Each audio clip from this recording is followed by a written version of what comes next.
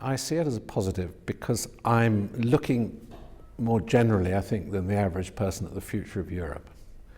And we have been always skin-deep members of the European Union. We have believed in a shallow political union. Quite honestly, if Macron is determined to integrate Europe politically, as he states, he really doesn't want us to be part of it because we would be very effective in stopping his progress. So what I'm really arguing is that we are offering continental Europe an opportunity. We can be very supportive of a united continental Europe, which will serve our interests closely. There's no disaster about the UK returning to a mid-Atlantic position, which is the one that we've traditionally occupied. I mean, you've used a very interesting phrase. You said we can go back to our mid-Atlantic position. I think a lot of people would say, yeah, the mid-Atlantic position is lovely, except with Trump as president, that something really big has changed, and the US is no longer that reliable ally. Trump is president, and that is a large element of unpredictability. Trump is only going to be there probably for another 3 years. I think we need to think more broadly. We have a very close relationship with the United States, not only in defense and security terms, but also in trading terms. And I mean, I think I could make a convincing argument that in some respects, Trump's administration, in terms of their relations with the UK, have not been altogether as difficult as Obama. Well, that's an interesting one, isn't it? Because I think Obama was closer to the centre of the values of the UK, probably, than Trump. Yes, certainly in value terms, I agree with that. But Trump has been unreliable as well, hasn't he? And I'm thinking particularly on intelligence, your old industry. I mean, after the Manchester bomb, photos were sent to the American intelligence and they appear in the New York Times. He's done some unpredictable things, but I don't think you should necessarily judge the intelligence relationship in terms of Trump's tweets. Do you think they're a reliable ally for intelligence purposes at the moment? I think they're still a very reliable ally for intelligence purposes. And I'm sure if you ask that question to the head of CIA, Mike Pompeo, he would give you a very positive answer indeed. Do you believe the Christopher Steele dossier on Trump? This is the dossier which said some salacious... But you knew Christopher Steele. I wonder whether... I won't confirm or deny that I knew Christopher. I think that there is probably some credibility to the content. I wouldn't put it any more forcefully than that. The other superpower, or would-be superpower, that Brexit affects our relationship with is Russia, isn't it?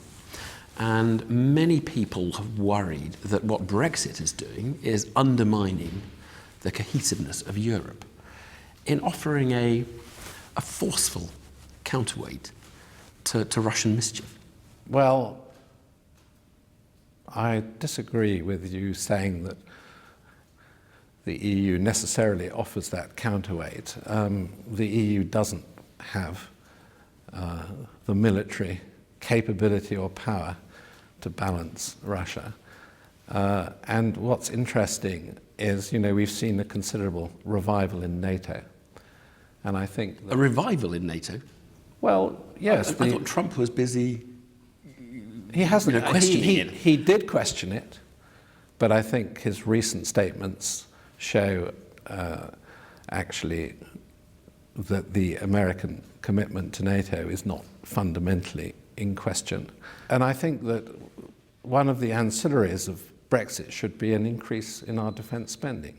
On Russia, some have argued that basically they interfered in the Brexit referendum because they felt that it was in their interests for Britain to vote out. Are you convinced by those arguments, those kind of mischief-making? No, I mean, I don't think... I've not seen anything that convinces me at all that the Russians intervened significantly in the Brexit referendum. But they might have intervened in the US, or the whole Mueller thing. I think there's any question that they got involved in the US election.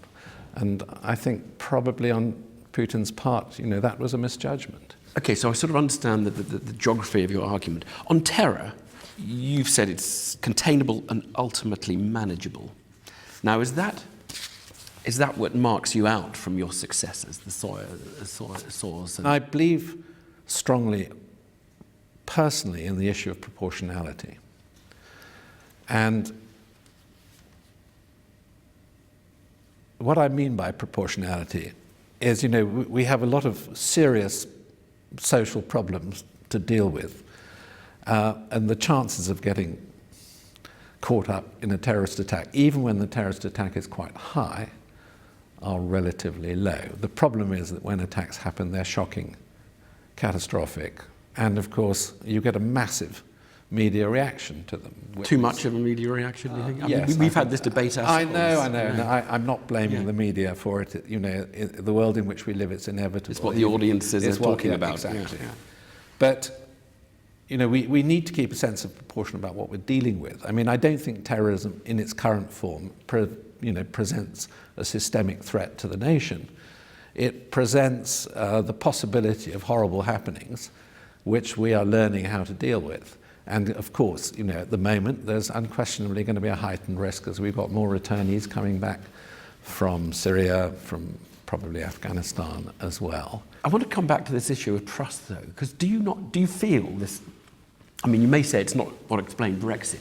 Do you feel at the moment the establishment is viewed with a kind of anger and distaste? And I mean, look, it could be the expenses scandal, it could be the financial crash, it could be Iraq. I think that's a dangerous generalisation, Evan. I really do. I mean, you were involved in the Iraq build-up. Do you think responsibility was taken for the mistakes made at that time? The dodgy dossier, Well, MI6 we're not was here involved to discuss Iraq, and if we start on that track, I will be here for hours. But just in general, do you see that as an area where some of the rot set in this relationship between the governed and the governors in this country? No, I don't think so, because so much has subsequently happened in the Middle East that would be a facile argument. Can I ask one last one? Talk to a lot of people, mostly Remainers, but not exclusively, who think the world is going to hell in a handcart. What's your sort of analysis? Is this a 10-year process of turbulence, or are we talking 2 years of turbulence? No, probably nearer 5. I would pick nearer 5. And I think we can emerge from that in a pretty strong position if we do not lose self-belief and self-confidence. Sir Richard Dearlove, thank you very much. Thanks. Evan, thank you.